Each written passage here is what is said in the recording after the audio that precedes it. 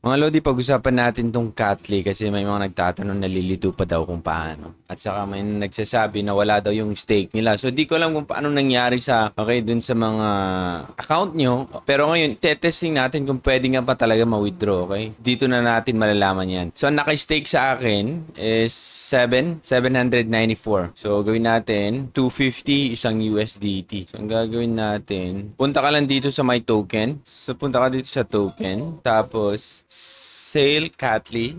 So, try nating ibenta ako kung available, kung pwede nga ba talaga. So, ang pwede kong ibenta ngayon is 2,105.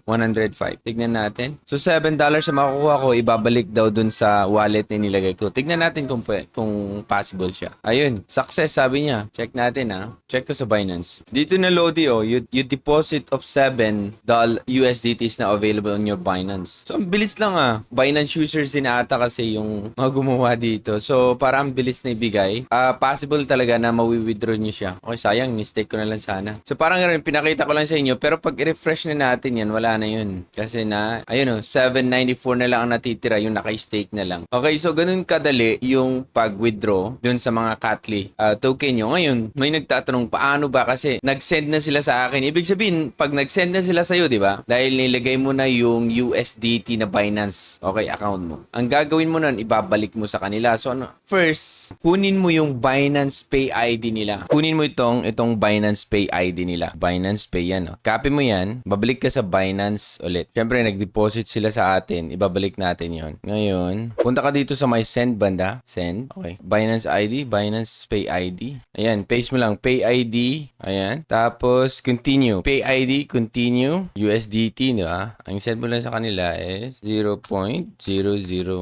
Ayan. Okay. So, continue. Confirm mo lang. Meron akong na-set up kasi na Pay ID dito. So, pag wala pa kayo, i-set up nyo muna yung Pay ID nyo. Ilagay ko lang muna. Ayun. Inilagay ko na yung aking Binance Pay. Code ko yun Ayun, nabayaran na. Payment successful. Okay? Ang next naman na ilalagay mo is yung Payment Order ID. And then yung Binance Deposit. Dalawa. Payment Order ID saka yung Binance Deposit. So, kunin natin yung Payment Order ID. Saan ba makikita yun? So, punta ka dun sa transaction history mo. Makita mo dun yung details, transaction history, pay transaction, di ba? Pay transaction history, punta ka dito, details yan. And then, makikita mo dito yung pay order ID. Ito yung order ID. Ayan. Tapos, ang gagawin mo, balik ka dun sa website dito. Ilagay mo. And then, kunin mo ulit yung USDT BEP20 na nilagay mo. So, balik ka dyan. Punta ka sa Fiat and Spot. Tapos, punta ka dun sa USDT.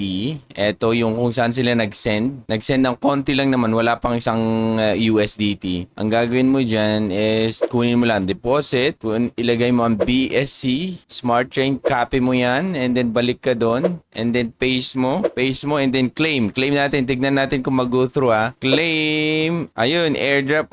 Ayun, meron na akong 515. So, ayan, na-withdraw na natin. Legit siya. So, ayan, ipon lang ng ipon ng Katli token kasi possible naman pala na i-convert into USDT mga Lodi. Okay? So, ayan yung mayroong Binance deposit confirm. Sabi niya, your deposit, okay, of 7 USDT is now available in your Binance account. Ganun lang. So, eto mga Lodi, paano mag-stake dito sa Katli.io? Okay? So, pag meron na kayong nakuha, okay, makikita niyo dito yung kung pwede nyo i-stake yung inyong balance. So, ito, i-click nyo lang stake. Tapos, ang available na may stake ko is 294. Sa inyo siguro, baka pwede na, okay? Baka meron na kayong 100 kasi minimum 100 ang pwede yung stake dito. So, para maintindihan natin, 15 days lang yung staking period. Okay, so pag ilagay ko ito lahat, 294, ang makukuha ko sa 15 days is madadagdagan ng 132. So, malaki-laki na din yun, okay? 132 na token after 15 days siya, mga Lodi. Yung rewards, everyday siya na idadagdag dun sa account mo. Okay, so staking to earn daily rewards is 3%. So, subukan nating stake ang 294. So,